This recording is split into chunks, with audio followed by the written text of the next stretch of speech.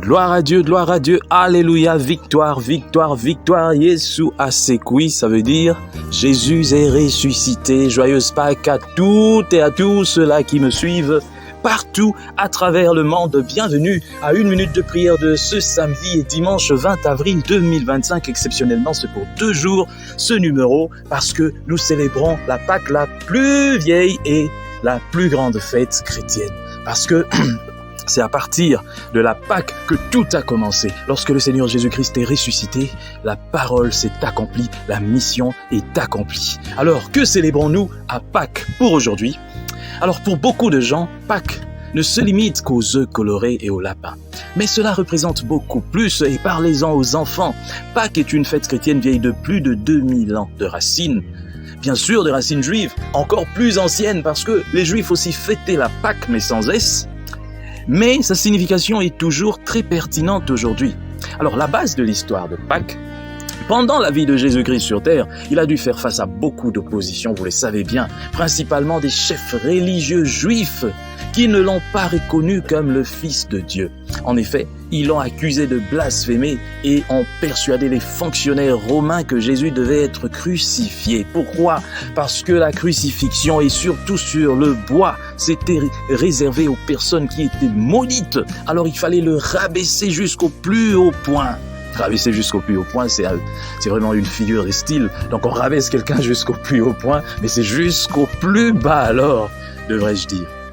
Juste avant la fête juive de la Pâque sans S, Jésus-Christ est mort sur une croix à l'extérieur des murs de la ville de Jérusalem. L'évangile de Marc nous dit comment son corps a été enterré. Une fois renseigné par l'officier, il fit remettre le corps à Joseph d'Arimathée. Joseph acheta un drap de lin, descendit Jésus de la croix, l'enveloppa dans le drap de lin et le déposa dans un tombeau taillé dans la roche. Puis, il roula une pierre à l'entrée du tombeau. Marie de Magdala et Marie, la mère de Jésus-Christ, regardaient où l'ont déposé Jésus. Vous pouvez lire dans l'Évangile selon Marc au chapitre 15 vers la fin. Que s'est-il alors passé à Pâques ? Marc ne termine pas son évangile ici. Il se poursuit au chapitre 16 et c'est là les 7 premiers versets, là où les choses sont importantes. Lorsque le sabbat fut passé, Marie de Magdala, Marie la mère de Jacques et Salomé achetèrent des aromates afin d'aller embaumer Jésus. Le dimanche, donc le premier jour de la semaine, elles se rendirent au tombeau de grand matin, donc très tôt le matin, au lever du soleil. Elles se disaient entre elles, qui nous roulera la pierre ? Qui nous roulera la pierre qui ferme l'entrée du tombeau ? Parce que c'était une pierre lourde. Mais quand elles levèrent les yeux, elles s'aperçurent que la pierre, qui était très grande, avait été roulée.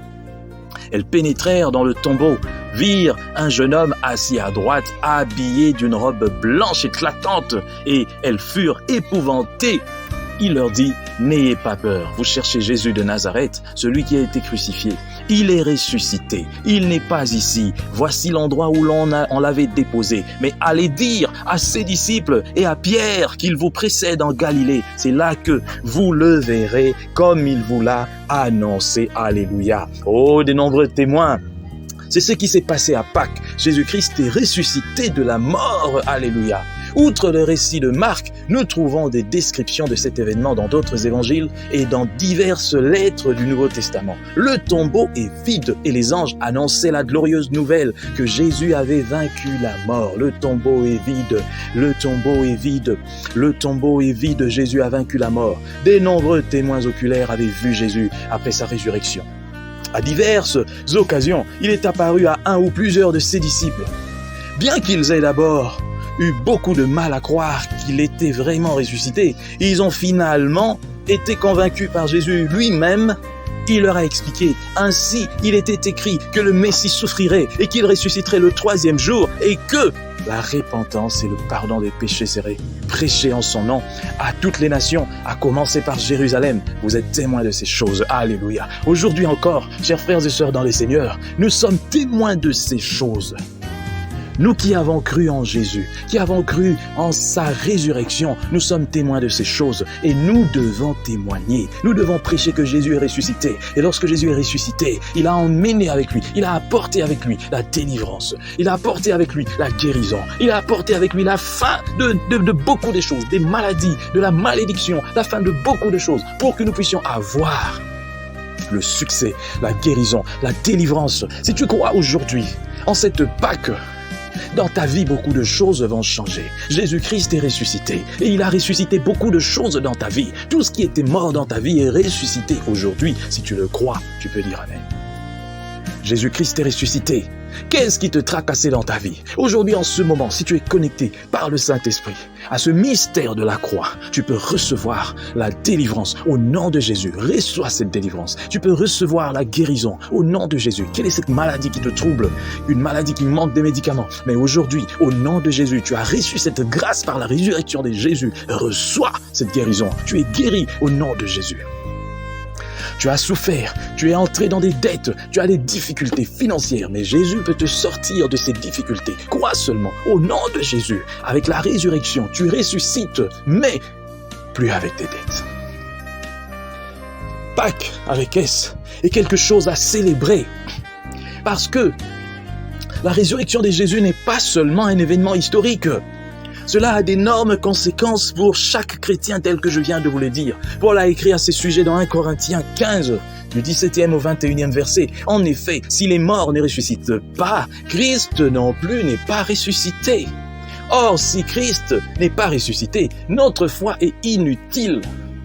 Vous êtes encore dans vos péchés et par conséquent, ceux qui sont morts en Christ sont aussi perdus. Si c'est pour cette vie seulement que nous espérons en Christ, nous sommes les plus à plaindre de tous les hommes.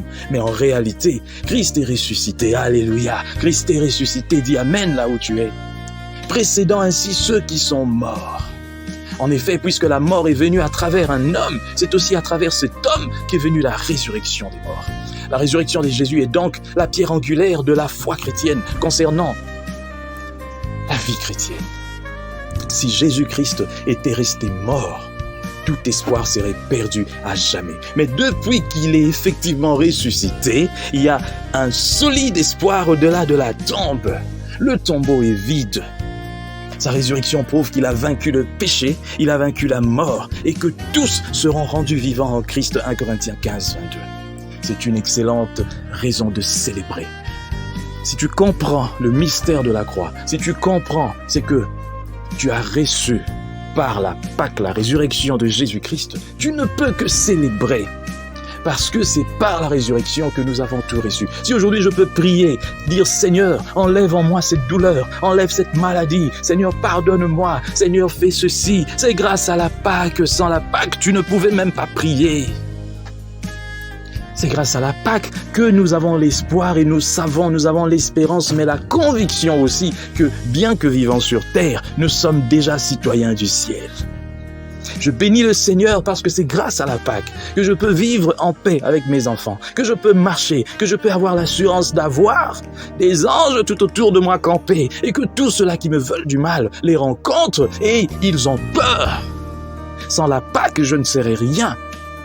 Voilà pourquoi vous devez célébrer ce jour. Que la Pâque soit célébrée, car Jésus-Christ est ressuscité.